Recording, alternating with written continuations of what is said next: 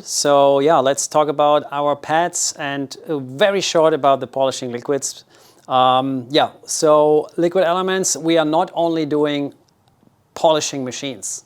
So Liquid Elements is a company, and I have to mention that so that people understand what Liquid Elements is, or who we are.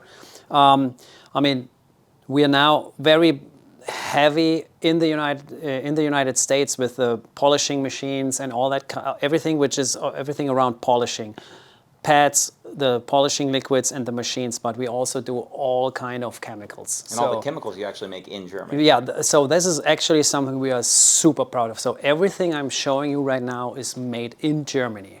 There's not one finger in China involved here.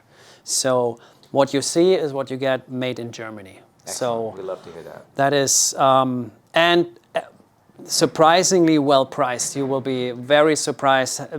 And here's the thing, since we produce our stuff by ourselves and we have the capacity to do it, for us the costs, the upfront costs to do those chemicals and for example those foams, is so low that we can give that to our customers. So the foam is produced by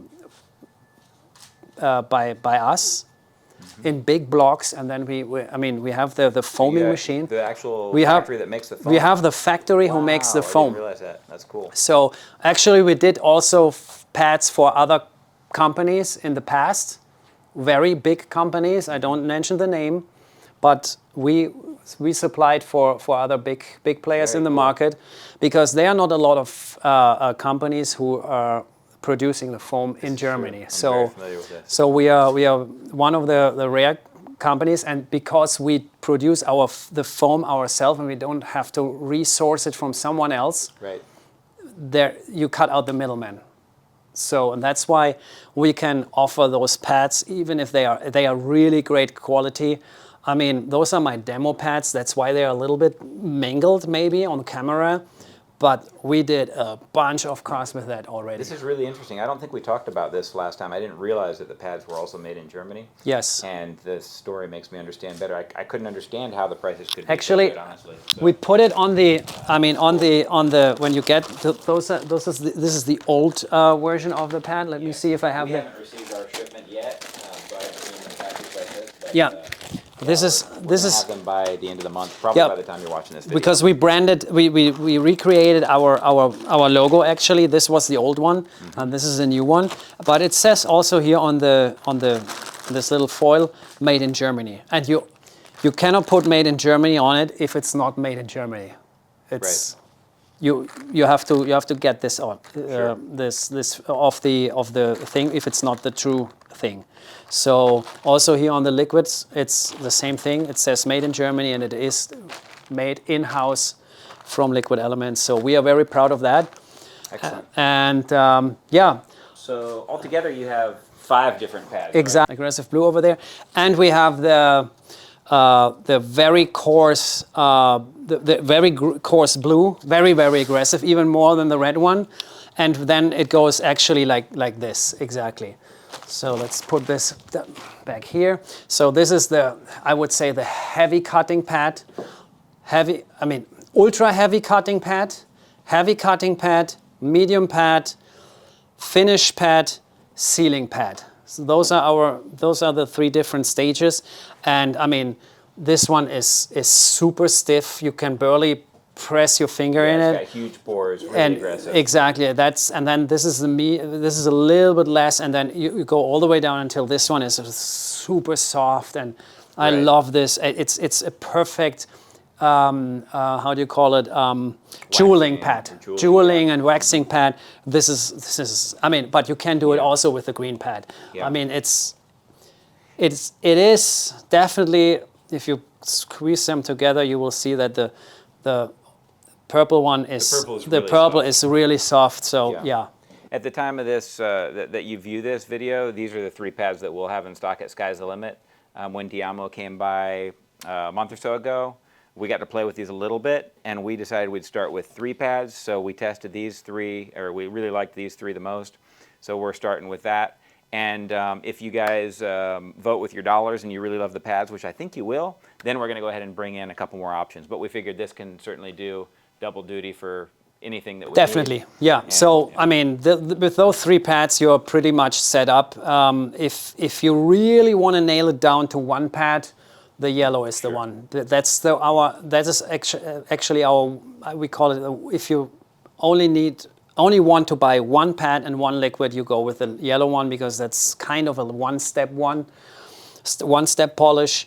I love the system here too. It's color coded. Red, exactly. yellow. So you cannot go wrong. So the red polish is for the red pad, the yellow polish for the yellow pad, and the green for the green. I mean, and even though not only that the bottle and the polishing pad is color coded, even I love that, yeah.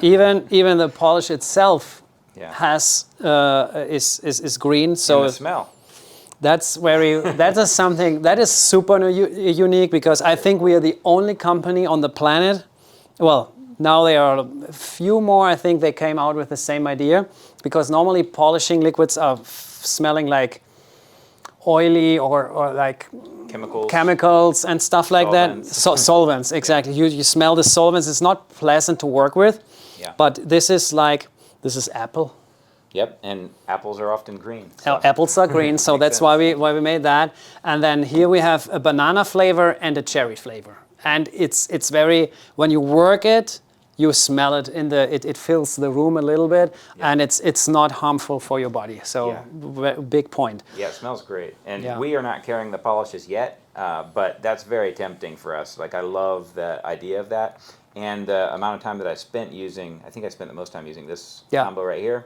I was really impressed with the polish, honestly, and the pad blew me away. But it's so hard to get people to try a new compound, a new polish. So we opted not to carry the compounds just yet. Hopefully we'll get some demand for them. Hopefully you guys are excited about the whole line and want us to bring them in, because we'd love to. We just need people that actually want to buy them. So you can try those polishing liquids and pads out on the at the MTE 2025 in Orlando. Excellent. There will have a booth, and then you can have a hands-on onto that. So actually, something I want to mention when it comes to those pads, because that's nobody has, is this little cone here in the middle. This is honestly the reason that we bought the pads. Exactly. We were like, this is 100% unique. It's brilliant. I love this idea. So we get a question often asked is, why do you have this cone here? So that's actually to reduce the heat, because especially with dual action polishers, they create a lot of heat in the middle of the pad. A lot of competitors, they have the hole inside in the middle, and that helps. But when you run them very hard, you can have a delamination of the glue, which holds the foam to the Velcro pad, and that is where your pad starts to fail. And the center of the pad is also useless, or exactly, nearly useless. The center of the pad is literally useless when you use your DA, because you don't have any polishing action anymore. Just very sharp little short, abrupt things that do nothing. Nothing. It's literally zero. If you use a pad, for example, on a DA which doesn't have a hole, you will see that all the polishing compounds is getting accumulated in the middle. Mm-hmm. So it has a tendency to get slow. Exactly. It's not doing anything. Out here, if this is all rotating at the same speed, it has to move 5 times as fast out here as it does right here. This outer part here is where all the polishing actually happens. So, and by introducing this cone, we keep all the polisher out of the middle and keep it where you want it, at the outer edge of the polishing pad, where the polish can do what it's supposed to do, polishing your paint. You don't want to have this in the middle. And when you use those pads, you will see it really works. It stays outside here, and the inner part will be super clean all the time. And this is we are the only company who does that, and actually we produce it in-house. We have a machine, actually a guy, who gets those pads, and then we drill it actually by hand. I was curious about that. I was imagining some kind of lathe machine. No. It's a cone, and then you put the polishing pad down. It gets centered, and then the guy is pushing it down. So yeah, it's kind of, it's a little handmade touch with that. So that's why sometimes you see maybe some little imperfection because I noticed it on this one. exactly, It's just slightly different. it's right slightly there. different because they are actually handmade That's in right. Germany. So I mean, I think that's a cool factor. I love it. But still, they are very price competitive. Can't believe how. I mean, each of this pad is retail $7.99 I think that's right. in the United States, and That's insane. I mean, look at all the other competitors, Lake Country. You're looking close to 15. Some companies charge you $20 for one pad. It's a lot of money for one pad, and I think $7.99 is a reasonable price for what you get. You shouldn't be paying more for a polishing pad because at the end of the day, this is an item which over time will be destroyed because it is. You can go through them fast if you're polishing. Exactly. If you polish a lot of cars and you don't treat your pads right, they will go. You will destroy them for sure, and then you have to replace them. And there are a lot of people who don't replace their pads because they know they are super expensive. They know, okay, now I have to invest $20 again. So maybe I can polish 2 or 3 cars more out of it. Well, $7.99. I think this is a no-brainer. If this is worn out, you just replace it. It's not the end of the world. There's people on the other end of it that don't even want to clean their pads, and what they'll do is throw them away. Not a lot of people, but yeah, they'll either throw them away or give them to their friends. That is the pad you want for that. Yeah. I mean, yeah, that's definitely. Not a lot of people are doing that, but the people that are, that's $20 on a car, you know. Exactly. I mean, if you are a super high-end detailer and you, I don't know, charge your client $5,000, for sure you can just waste $20 every time. But if you're on a budget, or if you're a professional shop and the average for a good ceramic coating polishing session is what, $1,500? That's probably the average. I think. Depending, yeah, there's a lot. It depends on the area, it's but from $200 to $5,000, depending on.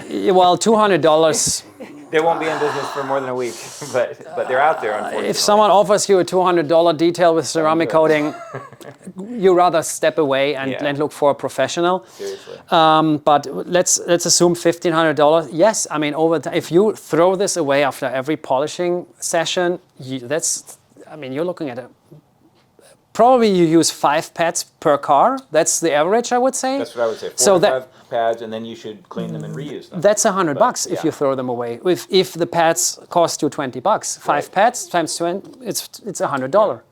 So but definitely makes a difference. So and those you can, after use, you just put it in the washing machine, or just soak them in APC. I mean, whatever you do with it.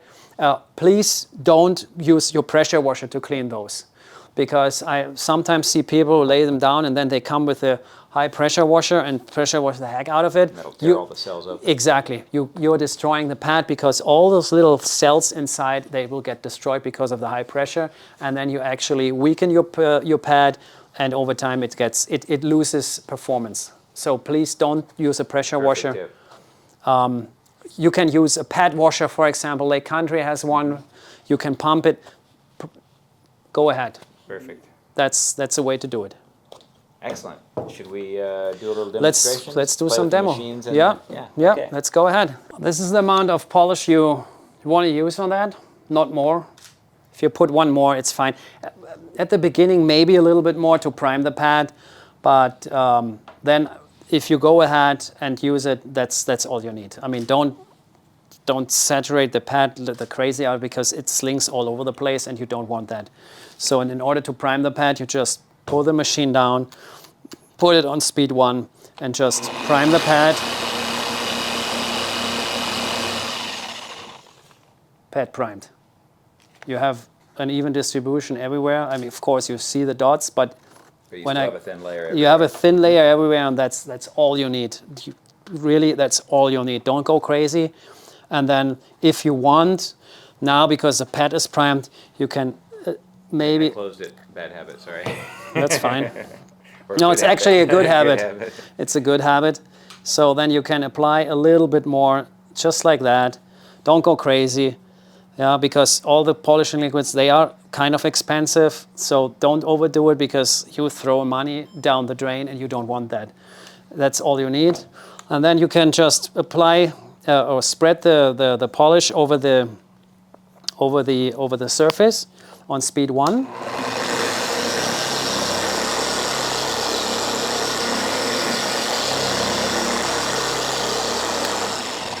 Just like that. We recommend pad 6, a pad size. So the area you want to polish is 6 times your pad size. Interesting. So, and that equals normally to, I mean, what is it? 2 square feet. Yeah, no, it's 2 by 2, exactly. But that's a good number to start with, because if you spread the polish too far in each direction, you're not getting the cut out of it, because you spread the product so much that you don't have enough abrasives on the spot in order to do the work. Right. So once you have spread the polish, you just go to town. 3 crosshatch patterns should do the work. You can do more. You will see the polish will not dry up at all. You have a very long circle time with our polishes and no dust whatsoever. But here you go. So this is, by the way, the trigger I told. Yeah. So you can actually it's on 5,000. spread. It's on 5,000, but you're not using it. I'm not using it. When I press it full, now we are full power.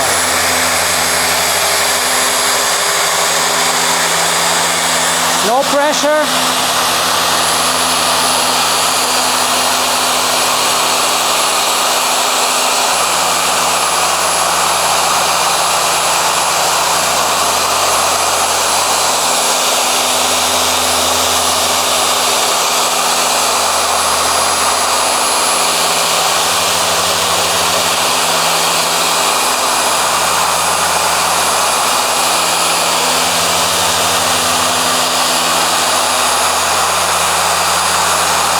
As you can see, I mean, I did the 3 passes. You still have a lot of polish you can work with. It's not dry whatsoever. You could probably do 3 or 4 passes more because it really dries up. And the good thing with that polish also, you can leave it on the paint for quite some while. It's easy wipe off. That's great. So even if you left it on there 20 minutes, it wouldn't get any harder? No problem whatsoever. Wow. I tried it out with my cool. car at home because I said, oh, let's try it out. And Florida, with the heat and the humidity, I was like, let's see. But no, there's no problem with that. So you can actually do your whole hood or half a car, and then you come back and wipe it if you really want to go to town. Some people don't like it. I mean, at the end, if you apply a ceramic coating, you have to come up, for example, with Capro eraser or something like that to get it off. Panel wipe, IPA, whatever you use for that, in order to get a super clean surface. Right. That's something you have to do. But I mean, also it's body shop safe, so we don't have any fillers or stuff like that. So it's just, you wipe it off like this, and I'm done. I don't have to even come back a second time. I mean, I could, but it's done. That's it. It's a really nice clean wipe, yeah. I mean, you have a little barely heat on the paint. And by the way, if you create too much heat on your paint, it's not good, because you want to keep the temperature of your paint as low as possible, because once the paint is heating up, you put a lot of stress on the clear coat. It's not just the heat, but you're pulling on the paint while it's exactly, heated. and actually clear coat is like plastic, and plastic becomes gooey when you heat it up, and then you lift a lot of clear coat, and actually if you overdo it, you can delaminate the clear coat from the base coat. If you really go to town, I mean, in rare incidences that happens, but then you make something wrong. But you can certainly deform the paint before you get to that point. Yes, definitely. Yeah. So what you really want, I mean, especially on plastic bumpers, you have to be very careful. Sure. So when you are on aluminum or steel, like normal body panels like the hood or door or something, you don't have to worry about so much. But when you polish your front or your back bumper, there you have to be really, really careful, because that stuff is plastic, and the plastic doesn't distribute the heat very well. Right. It keeps it on the spot, and if you work the machine too long on one spot, it gets really hot, and then you can get in serious problems. Even you can burn through the paint very quickly. So pro tip, on the bumpers, go slower, not always full speed. go with your, I would start with a 2 or 3, and then if you see, okay, it doesn't work, but you still have it cold enough, then you bump it up. Don't full power on the bumpers. I don't recommend that. Excellent. All right, guys, I think that's all we've got for you today. I really appreciate you guys joining us for the video. I really appreciate Deimo coming down here again. Thank you for having me. Absolutely. Again. Yes, thank you so much. It's been great. If you guys have any questions or comments, make sure to leave those below, or you can reach out to us by email or by phone. You know, we love the comments, we love the feedback. Any questions that we don't already know, we can reach out to Deimo. He's here for us just like we're here for you. And we hope you guys will check out the machines.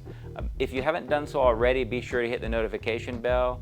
Yeah, absolutely. Yes, thank you so much, and we'll see you guys next time. Thank you very much.